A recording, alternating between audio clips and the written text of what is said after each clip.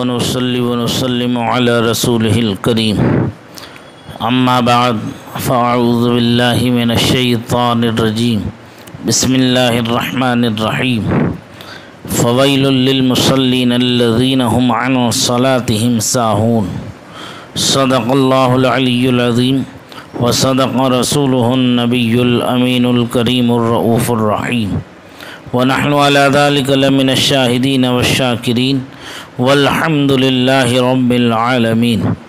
درود پاک کا نذرانہ پیش کریں پڑھیں بآواز بلند اللہم صلی علی سیدنا و مولانا محمد معدن الجود والکرم وآلہ وصحبہ وبارک وسلم صلاۃ و سلاما علیک یا رسول اللہ صلاۃ و سلاما علیک یا حبیب اللہ صلی اللہ تعالی علیہ وسلم۔ آپ نے پیچھے بچے کو نماز کا حکم کب دیا جائے اس سے متعلق چند باتیں سماعت کی تھیں۔ آج کا جو درس ہے نماز مکمل نہ کرنے والے کی سزا، یعنی وہ لوگ جو نماز پر محض اوپر نیچے ہوتے ہیں اور رکوع سجود پورا نہیں کرتے، ان کی کیا سزا ہے۔ تو اس سلسلے میں پروردگار عالم ارشاد فرماتا ہے فویل للمصلین الذین هم عن صلاتهم ساہون، سورہ ماعون آیت نمبر 4 اور 5 میں، پس ان نمازیوں کے لیے خرابی ہے جو اپنی نماز میں سستی کرتے ہیں۔ اس آیت کریمہ کی تفسیر میں مروی ہے کہ وہ نماز میں مرغ کی طرح چونچے مارتے ہیں اور رکوع و سجود پورا نہیں کرتے، یعنی کامل اطمینان اور سکون کے ساتھ نماز ادا نہیں کرتے۔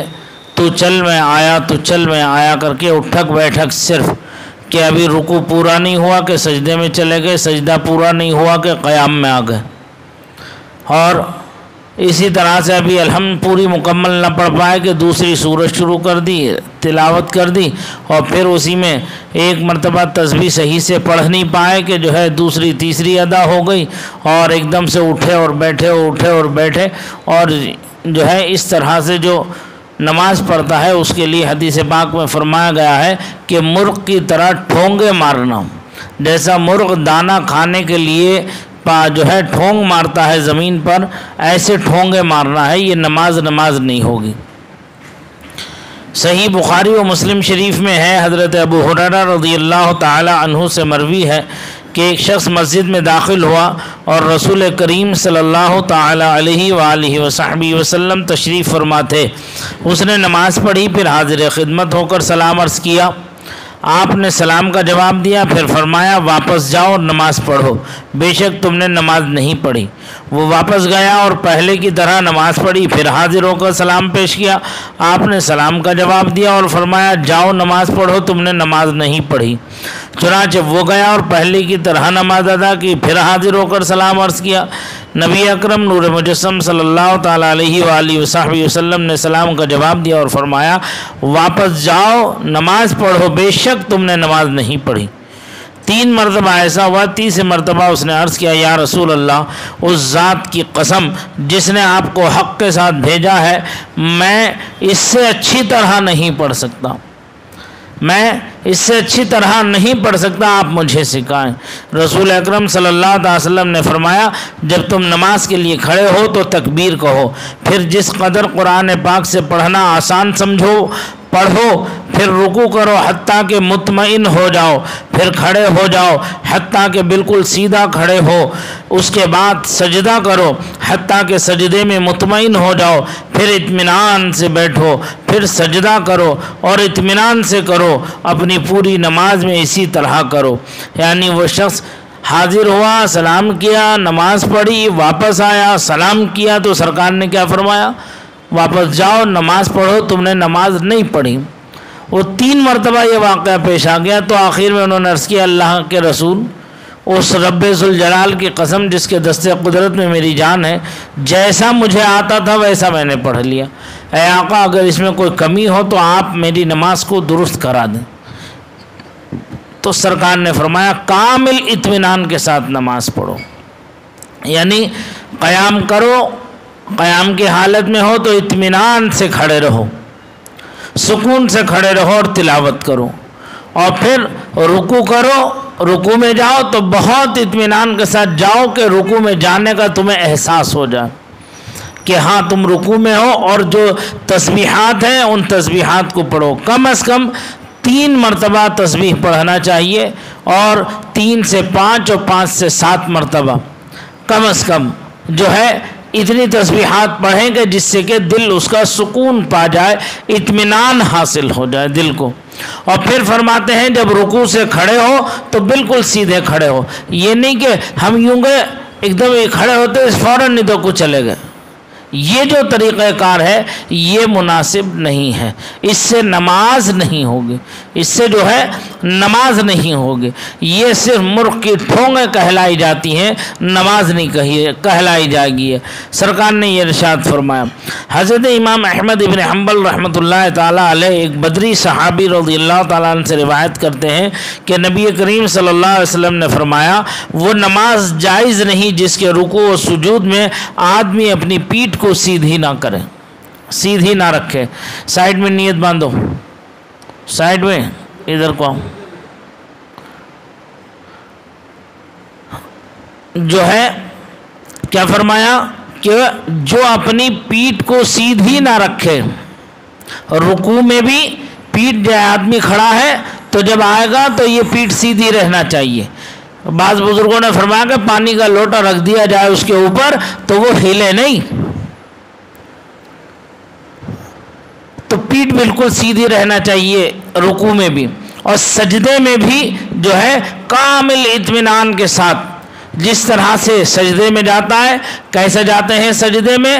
کھڑے ہونے کے بعد جب سجدے میں جاتے ہیں تو پہلے یہ پنجے مڑتے ہیں وہ بیٹھتے وقت، اور گھٹنے پھر رکھتے ہیں، پھر اس کے بعد یہ دونوں ہاتھ رکھتے ہیں، پھر ناک رکھی جاتی ہے، پھر یہ پیشانی دبتی ہے نا۔ تو یہ طریقہ کار ہے سجدے میں جانے کا۔ اب جب واپس پلٹے گا سجدے سے تو رکھنے میں پیشانی سب سے آخر میں تھی، تو اب اٹھنے میں پیشانی پہلے ہوگی، بعد ناک ہوگی، بعد ہاتھ ہوں گے، پھر گھٹنے ہوں گے، کامل طور پر پھر سیدھا کھڑا ہو جائے گا۔ سمجھ میں آ رہی بات؟ تو یہ سجدے میں جانے کی کیفیت ہے اور سجدے میں جانے کی حالت ہے اطمینان کے ساتھ میں۔ اور ایک بات یاد رکھو، سجدے میں جانے سے طبی فائدہ کیا ہے، سائنس کا فائدہ کیا ہے؟ نماز بھی ایک بڑی حکمت بھری چیز ہے، اللہ نے اس کے اندر بے شمار حکمتیں رکھی ہیں۔ ہمارا جو دل جو ہے یہ الٹا ہے، ہمارا دل جو ہے یہ الٹا ہے، اور اس کا خون کا جو دوران پوری باڈی میں جو ہے یہ نیچے نیچے تو صحیح چلتا ہے، اوپر کی طرف کو چڑھتا نہیں ہے، اوپر کی طرف کو بہت کم رفتار میں کو بڑھتا ہے۔ لیکن جب آدمی اسی وجہ سے دماغ پہ خون جو ہے، خون کا دوران جو ہے مکمل طور پر نہیں پہنچ پاتا، لیکن آدمی جب سجدے کی حالت میں جاتا ہے، حالت سجدہ میں جاتا ہے تو اس کا دل جو ہے یہ سیدھا ہو جاتا ہے۔ جب سیدھا ہوتا ہے تو خون کا پریشر بڑھتا ہے، جیسے خون کا پریشر بڑھتا ہے تو وہ دماغ کی جو جھلیاں، دماغ کی جو نسیں ہیں ان کے اوپر پریشر ڈالتی ہیں جا کر کے۔ آپ نے کبھی کبھی دیکھا ہوگا آپ کے سر میں کتنا ہی درد ہو، کیسا ہی درد کیوں نہ ہو، آپ کو سکون میسر نہ آتا ہو، تو آپ سجدے کی جیسی حالت جو ہے ایسی حالت میں جا کے دیکھ لوں، آپ کے پورے دماغ پر جو ہے ایک دم ایسا پریشر پڑتا ہے جس کی وجہ سے کامل سکون اطمینان حاصل ہو جاتا، ایسا لگتا کہ جو سجدے میں ہی پڑھا رہا ہوں میں، اور سکون اتنا ملتا ہے کہ کچھ پوچھئے مت، دل چاہتا کہ حالت سجدہ میں ہی رہوں۔ تو یہ جو حکمت ہے، طبی حکمت ہے، یہ اللہ تعالیٰ نے سجدے میں رکھی، اور دماغ کو جو ہے نئی زندگی ملتی ہے، سجدے سے دماغ کو نئی زندگی ملتی ہے، جتنے سجدے کرے گا اتنی مرتبہ اس کے دماغ کو جو ہے زندگی ملتی ہے۔ یہ حکمت ہے سجدے میں جانے کی۔ کیسا ہی آپ دیکھ لیں اطمینان و سکون کے ساتھ، آپ کے سر میں کیسا ہی تکلیف ہو، درد کیوں نہ ہو، آپ جو ہے اطمینان کے ساتھ حالت سجدہ میں جائیے، اور جانے کے بعد آپ دیکھیے کہ آپ کا دل چاہے گا کہ بس ایسے ہی پڑھا رہوں، سکون مل رہا ہے مجھے۔ لیکن کیسے سکون؟ وہی حالت ہونا چاہیے کہ پنجے یہ مڑے ہوئے ہوں، گھٹنے صحیح رکھے ہوں، دونوں ہاتھ اپنے بالکل، یہ نہیں کہ یوں پھیلا کے پڑے، نہ اتنا گیپ ہو ہاتھوں کے بیچ میں، ٹھیک، اور یہ کروٹیں بغلیں جو ہے بازوؤں سے الگ ہوں، اور یہ کلائیاں زمین سے الگ ہوں، اور یہ پیٹ ران سے الگ ہو، اور یہ ران جو ہے پنڈلی سے الگ ہو۔ یہ سجدے کی حالت ہے مرد کے لیے، یہ چیزوں کا خاص خیال رکھنا چاہیے، ٹھیک۔ عورتوں کے لیے یہ حکم ہے کہ یہ سب کچھ سمٹ کر کے پڑھیں، جتنا وہ سمٹ کر کے پڑھے گی اس کے لیے اتنا۔ اب جیسے ہمارے لیے پیر کھڑا کرنا ہے، ان کے لیے پیر کھڑا کرنا، بائیں پیر پہ بیٹھنا ہے، ان کے لیے نہیں ہے کہ وہ پیر نکال کر کے اطمینان سے بیٹھ جائیں، لیکن یہ عورتوں کے طریقے اہل حدیثوں نے لے لیا۔ اللہ نے مرد بنایا، عورتوں کے جیسے کام کر رہے ہیں۔ اللہ توفیق خیر عطا فرمائے۔ سمجھ میں آ رہی بات؟ تو یہ چیز جو ہے کامل اطمینان کے ساتھ نماز پڑھنا چاہیے۔ نماز عبادت خداوندی ہے، نماز پڑھتے وقت کامل توجہ ہونا چاہیے اللہ کی طرف۔ یہ فرمایا آقا کائنات صلی اللہ تعالیٰ علیہ وسلم نے۔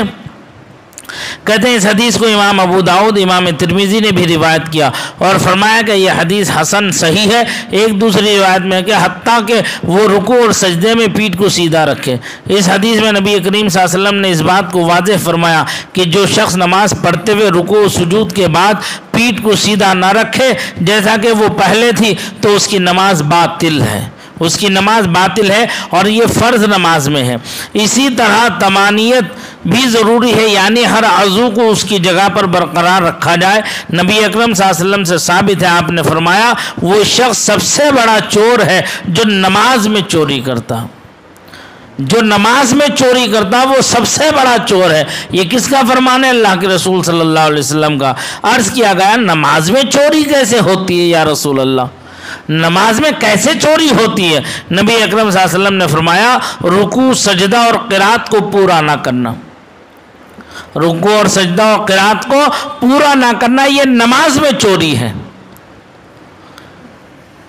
حضرت امام احمد بن حنبل رحمۃ اللہ تعالیٰ علیہ نے حضرت ابو ہریرہ رضی اللہ تعالیٰ عنہ سے روایت کیا کہ رسول اللہ صلی اللہ علیہ وسلم نے فرمایا اللہ تعالیٰ اس شخص کی طرف نظر رحمت نہیں فرمائے گا جو اپنے رکوع اور سجدے کے درمیان پیٹھ سیدھی نہیں رکھتا، یعنی اللہ اس پر نظر رحمت نہیں فرمائے گا، رحمت بھری نظر اس پر نہیں ڈالے گا جو رکوع میں اور سجدے میں اپنی پیٹھ کو سیدھی نہ رکھے۔ سمجھ میں آ رہی بات؟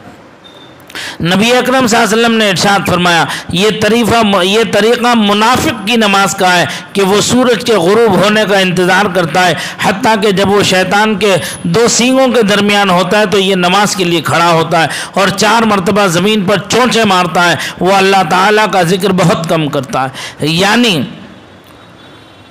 نماز عصر کو اتنی تاخیر کر لینا، اتنی تاخیر کر کے نماز پڑھنا کہ سورج ڈوبنے لگے، تو اس وقت نماز جو ہے، چونکہ اسی لیے فرمایا کہ طلوع آفتاب کے بعد، سورج نکلنے کے بعد، اور ٹھیک نصف النہار یعنی ٹھیک دوپہریہ کے ٹائم اور سورج ڈوبتے وقت جو ہے شیطان اپنی سینگوں کے ساتھ نکال کے کھڑا ہوتا ہے، اس لیے فرمایا کہ اس وقت سجدہ نہ کرو، اس وقت سجدہ نہ کرو۔ کیوں نہ کرو؟ اس لیے کہ وہ شیطان کے 2 سینگوں کے درمیان ہوتا ہے۔